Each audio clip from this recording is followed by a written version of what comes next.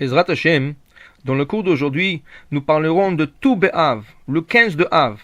La Gemara, dans le traité Baba Batra, page 121a, nous dit il n'y avait jamais de jour signifiant de bon pour l'âme Israël autant que jour de Kippour et jour de 15 Av.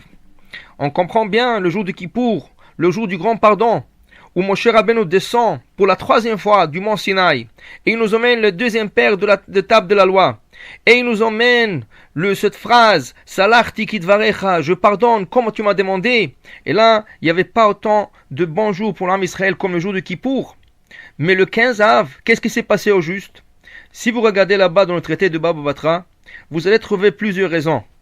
Une des raisons, c'est que ce jour-là, on a le 11 tribus qui ont fait un cherem, une interdiction de marier leur fille avec le garçon de la tribu de Binyamin, qui ont commis un acte d'abomination et qui ne voulaient pas livrer ceux qui ont commis cet acte entre les mains des juges d'Israël. Et les juges ont décidé que punir toute la tribu. Après une année, ils ont décidé d'enlever ce cherem, cette interdiction, et ils ont permis leur fille de se marier avec le 400 garçons de la tribu de Binyamin. Là, c'était un jour de joie pour l'âme Israël. Un jour où les tribus sont mariées entre eux. Un jour de simcha. Le mariage, c'est toujours, ça rapporte la simcha. Ça, c'est un bon jour pour l'âme Israël. Parlons un peu aujourd'hui d'halachot de mariage. Le khatan de la kala, le marié et la mariée. Un jour spirituel. Un jour plein de bénédictions.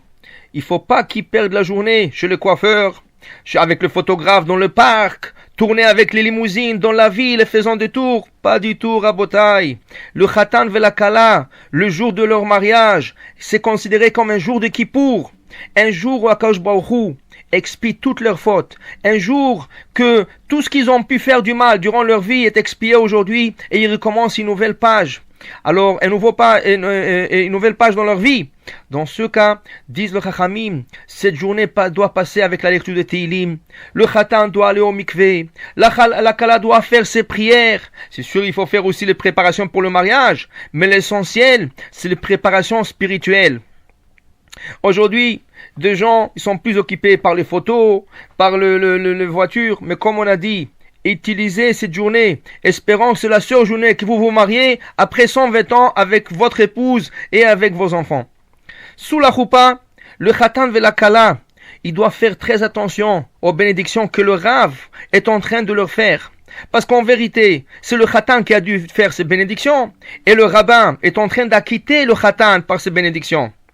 C'est pour cela, le khatan et la kala devront faire très attention aux bénédictions du rabbin sous la choupa.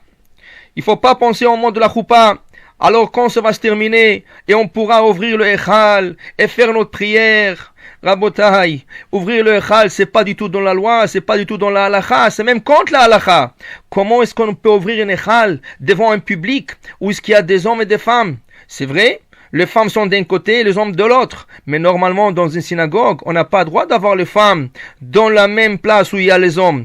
Alors, dans une exception comme une choupa, on ne pourra pas ouvrir le echal. Surtout, chas v'shalom, s'il y a des femmes qui sont mal habillées, des habits qui ne sont pas encore condos avec la halacha, on ne devra pas ouvrir le echal. On veut faire une prière, le khatan de la kala, pas de problème. Le port du echal fermé et ils peuvent se mettre sous le echal et faire leur prière. Sous la choupa, il y aura la première fois qu'on fera le Sheva Brachot.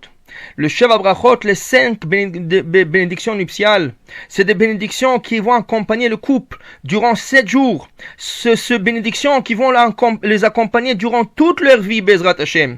C'est pour ça qu'il faut faire très attention aux nouveaux couples.